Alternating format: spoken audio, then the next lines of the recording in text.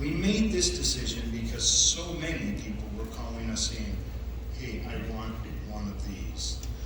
So that's kind of where we went with this. So one of the key things when you look at what does terahertz do, and this, if this is new to you, actually fairly recently, this is fairly new to me. And so like Lauren said, one of the things I love to do is jump in and find out what has actually been shown, right? What has been shown in the marketplace as far as research done and benefits because of the influence of terahertz on the body in this particular case, right?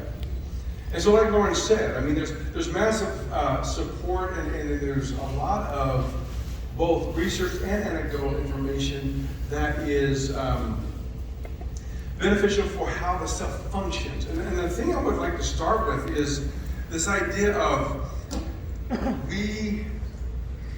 attack's probably not the right word. We address needs within the body from different modalities. And that is important. It's important that we don't just take one step in one direction with one tool, right?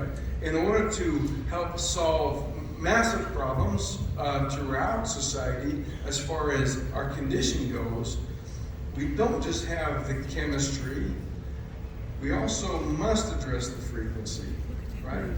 Mm-hmm. And then the underlying on all of that, we have to also talk about the psychological, the neurological, and the biological, and address those functions. And they all tie together. They all tie actually very cleanly. In fact, more and more research is coming out that there may be more commonality across the board when we look from psychology to biological impacts.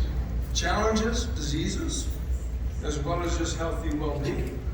And so when we look at terahertz, we're not just looking at what does the AO Infinity 1 do in one way. The idea is, here is one of the supporting tools that should be assessed in conjunction with the others, right?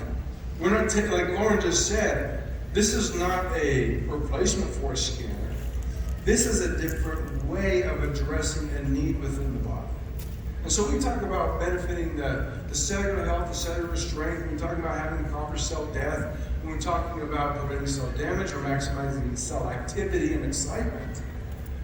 That's great. Those are all the functionalities. One of the most recent things, though, for me that I found so intriguing, and I spent some time in recent days, and I don't even have a slide because it's so recent to me. 2021, the Dalian Medical Institute, along with the Institute of Neurology out of China, they were studying terahertz, and they wanted to know terahertz impact specifically on the brain.